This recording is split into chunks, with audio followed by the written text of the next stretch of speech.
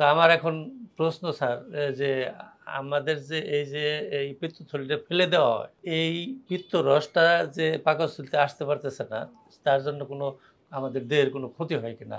বা খাদ্যে ঠিক হজমে আছে, কোনো আপনার সমস্যা এই হয় কিনা? প্রশ্নের উত্তরটা আমি এখন দিব। ঠিক আছে। জি, আপনি খুব চমৎকার একটি প্রশ্ন করেছেন। আপনার ভাই, ওনার আমরা পিত্তথলিটা ফেলে দিয়েছি। এখন আপনার প্রশ্ন হলো যে এই রোগী ভবিষ্যতে পিত্তরস কোথায় পাবে?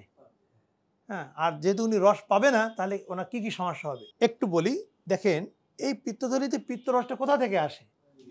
লিভার থেকে আসে। কোথা থেকে আসে? একজন প্রাপ্তবয়স্ক মানুষের শরীরের লিভার গড়ে প্রতিদিন 1 থেকে 1.5 লিটার পিত্তরস তৈরি করে। 1 থেকে সেই তৈরি হওয়া রসটা এই নালী থেকে এই পিত্তথলিতে গিয়ে জমা হয়। কখনো কখনো যদি আমরা বেশি খেয়ে ফেলি, তখন নালীতে না গিয়ে রসটা সরাসরি নালী থেকে খাদ্যনালীতে আসে। কথা ক্লিয়ার? তাহলে এই যে পিত্তথলিটা দেখছিলেন, যার নাম পিত্তথলি, এ কারণেই যে সেই থলির ভিতরে পিত্ত থাকে বা পিত্তরস। তো সেই থলিটা তো আমরা আজকে ফেলে দিয়েছি। তাহলে এই থলিতে রস কোথা থেকে যেত?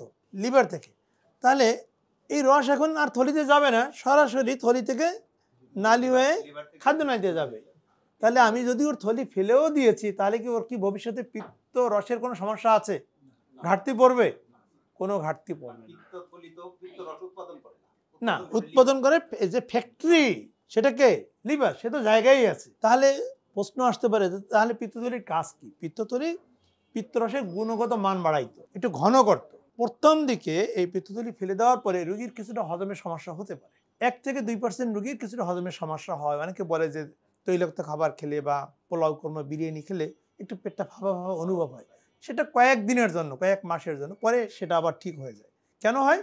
যেহেতু রসটা সরাসরি লিভার থেকে খাদ্যনালীতে চলে যায়। কিন্তু এই ধরনের অপারেশন করার পরে, অর্থাৎ থলিটা ফেলে দেওয়ার পরে কিছুদিনের মধ্যেই এই পিত্তনালীটা পিত্তথলির কাজ বুঝে নেয়, অর্থাৎ কম্পেনসেটরি মেকানিজম। আমাদের হয় না এরকম, যখন আমাদের একটা হাত কারো না থাকে, দেখবেন যে অন্য হাত দিয়ে সে বাম হাত এবং ডান হাতের 2 হাতেরই কাজ করতে পারে, অথবা ডান হাত না থাকলে বাম হাত ডান হাতেরও কাজ করতে পারে, পারে না? কারণ কি, এটা একটা কম্পেনসেটরি মেকানিজম। আমাদের মহান আল্লাহ রাব্বুল আলামিন আমাদের এই ক্ষমতাটা দিয়ে দিয়েছেন।